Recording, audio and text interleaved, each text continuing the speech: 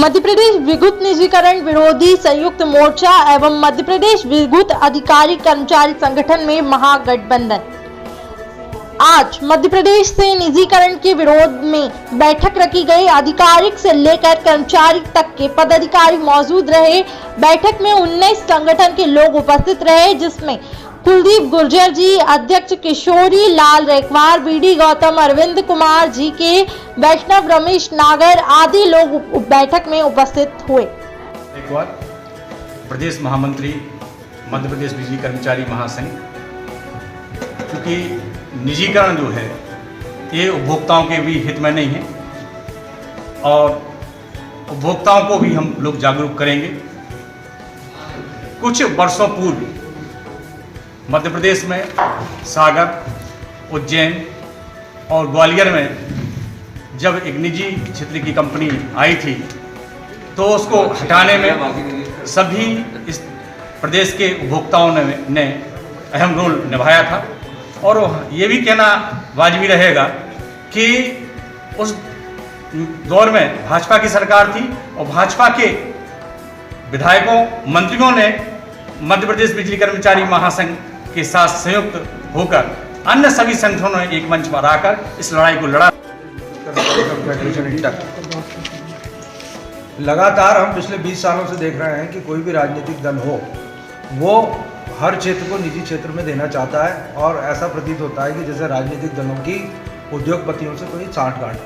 आज से 20 साल पहले सरकारों ने ये बोला कि मध्य प्रदेश विद्युत मंडल को जर्जर हो चुका है, उसको ठीक से संचालित करने के लिए हमारे पास पैसा नहीं है, राज्य सरकार के पास पैसा नहीं है, इसलिए हम एशियन डेवलपमेंट बैंक और वर्ल्ड बैंक से पैसा लेना चाहते हैं और उनकी शर्त है कि बिजली की कंपनियां बनाई जाएंगी लेकिन आपकी सेवा शर्तों में कोई फर्क नहीं आएगा। इस प्रकार से चालबाजी करके धीरे धीरे सरकारों ने जो है बिजली की कंपनियां बना दी।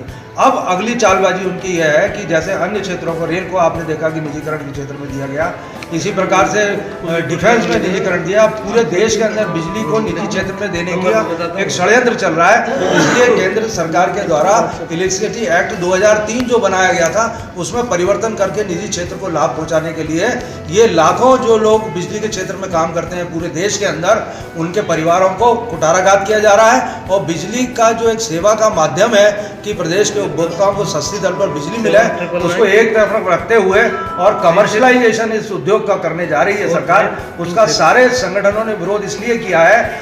साथियों, जिस प्रकार से आज मध्य प्रदेश के 19-20 संगठन एक मंच पर आकर के प्रदेश की नीतियों के खिलाफ एकजुट हुए हैं, आज मैं आपको इस मंच के माध्यम से बताना चाहता हूं कि अगर मध्य प्रदेश सरकार इसमें त्वरित निर्णय नहीं लेती है तो बिजली कर्मचारियों को आक्रोशित होकर किसी अगले कदम की ओर ध्यान आकर्षित करना पड़ेगा और अगले कदम की ओर जाना पड़ेगा।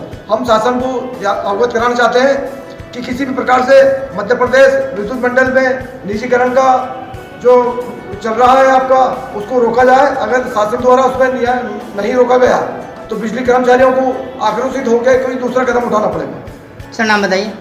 मैं मुकेश मेहरा, बिजली कर्मचारी आरक्षित वर्ग से राष्ट्रीय उपाध्यक्ष। मध्य प्रदेश विद्युत निजीकरण विरोधी संयुक्त मोर्चे की बैठक का आयोजन किया गया था, जिसमें प्रदेश भर से हमारे बिजली के क्षेत्र में काम करने वाले सभी कर्मचारी एवं अभियंता संगठन, साथ ही हमारे आउटसोर्स एवं संविदा के संगठन के शीर्ष नेतृत्व यहाँ पर एकत्रित हुए थे।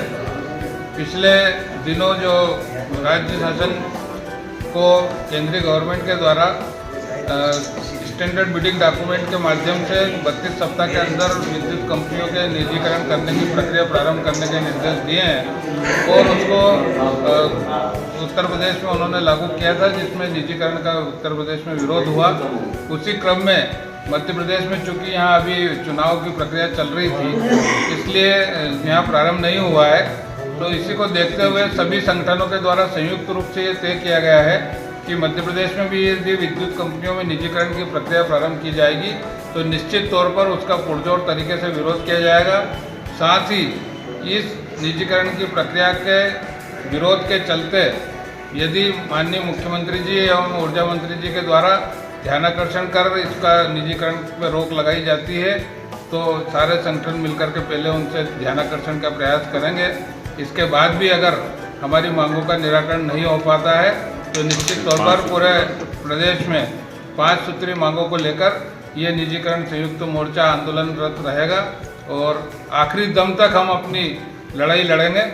इसमें हम माननीय उपभोक्ताओं को, किसानों को, युवा वर्ग को, किसी को भी हम तकलीफ नहीं देना चाहते, लेकिन अगर इसके बाद भी बिजली की व्यवस्थाएं अगर प्रभावित होती है तो उसके लिए